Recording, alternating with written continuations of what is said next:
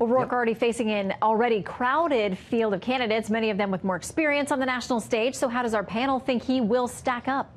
Senior politics writer for U.S. News and World Report, David Catanese. Fox News contributor Tammy Bruce and editor-in-chief at Ricochet.com, John Gabriel. Welcome to all of you. How you doing, Shannon? Thank you.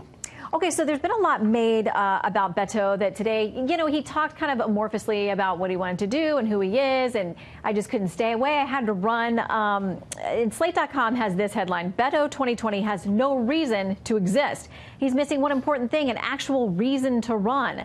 A man without a clear political ideology, a signature legislative achievement, a major policy, or a concrete agenda for his country. But Tammy, the people love him. The people love him. Look, I mean, it's entertainment, I suppose. And when you're running against Ted Cruz, you're going to have a section of Texans who might be more interested in another individual. But we have to remember, I mean, there's also this picture on the cover of Vanity Fair is very similar to a photograph of Reagan, almost right down to the stance, what he's wearing. So there's an understanding of imagery here. But Americans have found out, as have Democrats, with Barack Obama, what can happen when you do elect someone with a rather thin resume, without a long history of standing up for certain kinds of principles, and being vague or a little wobbly on where you really stand.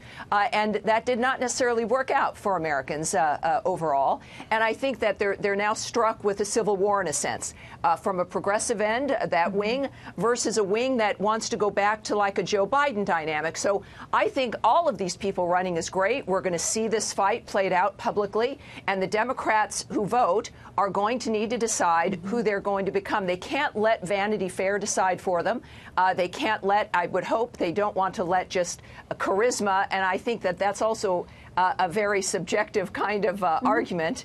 So I think it's going to be interesting to watch, and the more people that get into this fight, the better. And obviously, none of them will become president, but they're all, I think, fighting for a job right now. Okay. Any job. Okay, so John, Tammy touched on this charisma argument today. House Speaker Nancy Pelosi said he brought vitality to the House when she was asked what he got done during his years in Congress.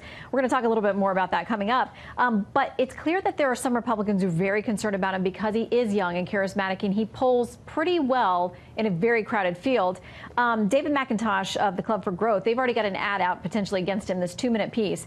He says, "We realized here's a real potential threat because if he is the nominee, then Texas is suddenly in play." John.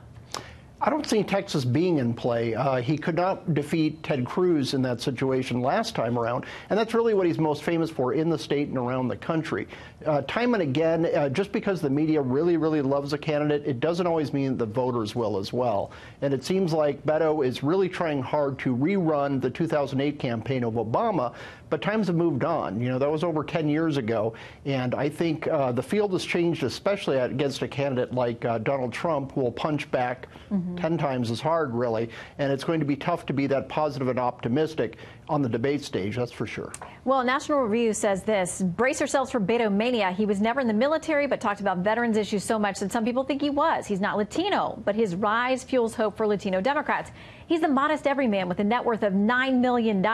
He's a border school attending son of a judge who escaped serious consequence, not just for a DUI, but also burglary charges. David.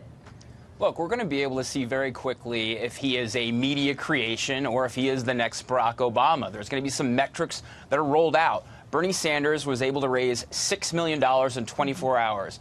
Beto O'Rourke's going to come up on 24 hours tomorrow. Most likely we're going to see a number that comes out. I think it will be a very big number. He built a very big fundraising list nationally from that race against Ted Cruz. Then you're going to have polls that come out in a week or so. Does he get a bump into that top tier with Bernie Sanders and Joe Biden? So we're going to see very, very quickly. But I think this argument that he doesn't have a record or he doesn't have votes, that does not matter to a lot of voters anymore. Our last two presidents we elected had no record. I mean, Donald Trump never served in public office. Barack Obama was a first-term senator. Yeah. So, I mean, voters, they're the activists that care about certain issues, and there's regular people who sometimes get in a room and they decide, I like this guy. But he can makes I me feel good. Quickly, can I add, I think that Trump, though, was elected because he had a history of delivering in business and within a certain framework. But he was certainly not a traditional candidate, and we'll see how it works for Beto. As you said, those fundraising dollars in the polls, those will be important in the next few days.